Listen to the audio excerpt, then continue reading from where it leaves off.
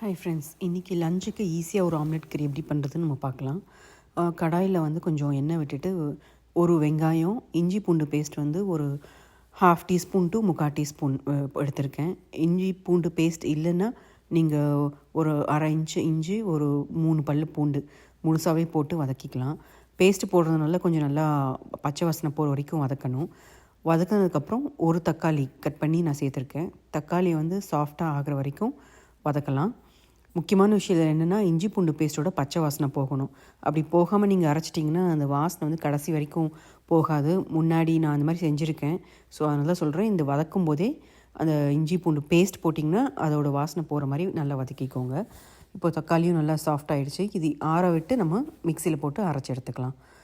மிக்சியில் போட்டு அரைக்கும்போது ஒரு வெங்காயம் ஒரு தக்காளிக்கு நான் வந்து 1/2 டீஸ்பூன் ரெட் சில்லி பவுடர், வெறும் மிளகாத்தூள், ஒரு டீஸ்பூன் மல்லித்தூள் சேர்த்து, கூட வந்து ஒரு 1/4 டீஸ்பூன் மஞ்சத்தூள் சேர்த்து அரைச்சிருக்கிறேன்.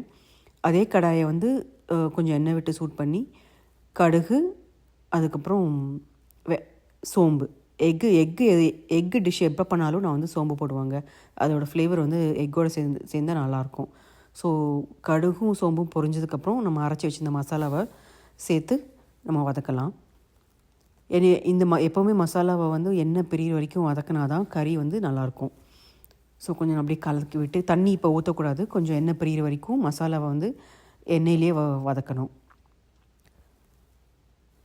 இந்த நம்ம வெங்காயம் தக்காளி வெறும்னே வதக்கின பேனை யூஸ் பண்ணுறோம் இல்லையா, அந்த சைடில் இருக்கிற பிட்ஸ் அண்ட் பீசஸ் வந்து நீங்கள் டீக்ளேஸ் பண்ணிங்கனாலே அது ஒரு ஃப்ளேவர்ஃபுல்லாக இருக்கும். ஸோ கொஞ்சம் வதங்கினதுக்கப்புறம் ஒரு 1/2 டீஸ்பூன் கரம் மசாலா ஆட் பண்ணியிருக்கேன். நான் வந்து முழுசாக எந்த மசாலாவும் ஆட் பண்ணல. ஏலக்காய், பட்டை இதெல்லாம் ஆட் பண்ணல. அதுக்கு பதிலாக வந்து கரம் மசாலா ஆட் பண்ணியிருக்கிறேன். அரைச்சி கொஞ்சம் நேரம் வதக்கினதுக்கப்புறம் கரம் மசாலா சேர்த்துருக்கேன். ஸோ மசாலா வதங்கிட்டுருக்கிற நேரத்தில் வந்து ஆம்லெட்டுக்கு ரெடி பண்ணலாம். நீங்கள் எப்படி யூஸ்வலாக ஆம்லெட் போடுவீங்களோ அந்த மாதிரி நீங்கள் எல்லா இன்க்ரீடியன்ஸும் சேர்த்துக்கலாம். நான் வந்து வெறும் வெங்காயம், பச்சை மிளகா, கொத்தமல்லி சேர்த்துருக்கேன். ஒரு 3 ஃபுல் எக்கும் 3 வெறும் எக் ஒயிட்ஸும் சேர்த்துருக்கேன். மஞ்சத்தூள், அதுக்கப்புறம் தேவையான உப்பு, ஆம்லெட்டுக்கு தேவையான உப்பு மட்டும் சேர்த்து நல்லா அடைச்சி வச்சுக்கோங்க.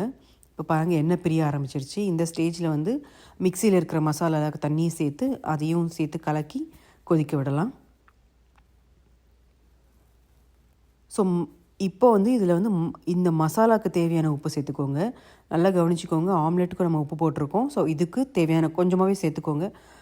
கொஞ்ச நேரம் கழித்து டேஸ்ட் பார்த்து நம்ம சேர்த்துக்கலாம். ஸோ உப்பு வந்து அளவாகவே போடுங்க, ஏன்னா ஆம்லெட்லேயும் நம்ம சேர்த்துருக்கோம். ஸோ தண்ணி எவ்வளோ வேணுமோ, எவ்வளோ திக்னஸ் வேணுமோ அதுக்கேற்ற போல் சேர்த்துட்டு கலந்து விட்டு நல்லா கொதிக்க விட்டுடலாம். பாருங்கள், கொஞ்சம் கொதிச்சிட்ருக்கு. ஸோ இந்த குழம்பு கொதிக்கிற நேரத்தில் நம்ம ஆம்லெட்டை ஒவ்வொன்றா போட்டு எடுத்துடலாம். இப்போ பாருங்கள், கறியிலேருந்து எண்ணெய்லாம் பிரிய ஆரம்பிச்சிடுச்சு. ஸோ ஆம்லெட்டை வந்து நீங்கள் எந்த சைஸில் உங்களுக்கு கறியில் போடணுமோ அந்த மாதிரி கட் பண்ணிக்கோங்க. நான் வந்து ஒரு ஆம்லெட் வந்து ஹாஃபாக கட் பண்ணி போடுறேன். நீங்கள் சின்ன சின்ன பீஸாகவும் போட்டுக்கலாம், இல்லை சின்ன சின்ன ஆம்லெட்டாகவும் செஞ்சு போட்டுக்கலாம். உங்களுக்கு எப்படி பிடிக்குமோ அந்த மாதிரி செஞ்சு போட்டுக்கோங்க.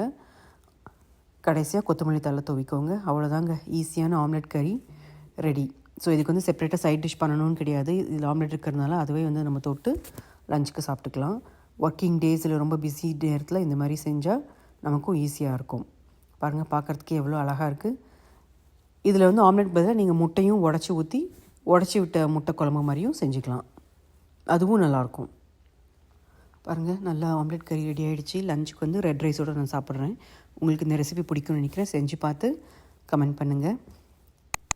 தேங்க்ஸ் ஃபார் வாட்சிங். சேனலுக்கு சப்ஸ்கிரைப் பண்ணி, லைக் பண்ணி, ஷேர் பண்ணுங்கள்.